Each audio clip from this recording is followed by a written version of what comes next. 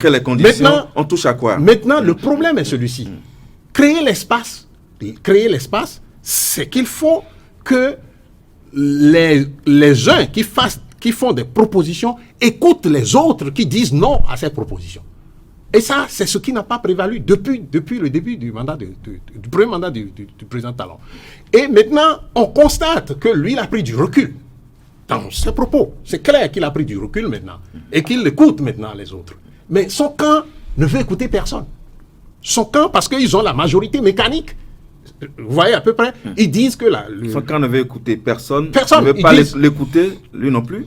Bon, moi, je ne sais pas, puisque quand lui sort, il dit que quand lui sort, il dit qu'il ne veut pas d'une révision. Le président de l'Assemblée sort, il dit on va refondre le système. Après, l'autre sort pour dire voici, on va réviser la Constitution, voici la proposition. En fait, dans l'ordre, on peut dire que le président a parlé en dernière position. Enfin, il est revenu. Non. Il est sorti déjà. Écoutez, on aurait pu s'arrêter. La sortie médiatique du jeudi. Oui, on aurait pu s'arrêter à sa sortie de décembre ou novembre là-bas. Et il a été clair dedans. Moi, je ne cherche pas troisième mandat ou quatrième mandat. N'est-ce pas? On aurait pu s'arrêter là, les gars. Le lendemain, le président de l'Assemblée sort pour dire qu'on va refondre tout le système. Vous voulez qu'on pense quoi? Que nous, on s'asseye pour dire non, le président a dit ceci, on s'asseye et on voit ça. Non, nous sommes quand même des fils aussi de ce pays et nous voulons que nous lisons. Nous sommes quand même allés un peu à l'école pour lire dans les propos de celui-ci, les propos de celui-là, ce qui se trame.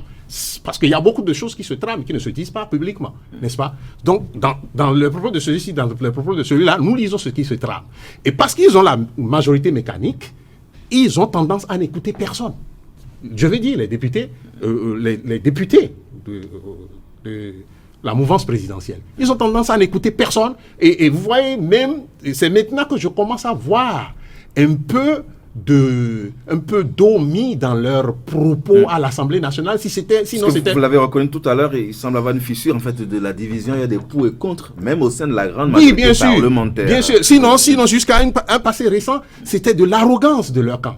On le fait, comme ça. Non, mais écoutez, quand vous avez agi comme ça pendant des années, mais permettez aux autres aussi d'être en doute par rapport à ce que vous appelez bonne foi.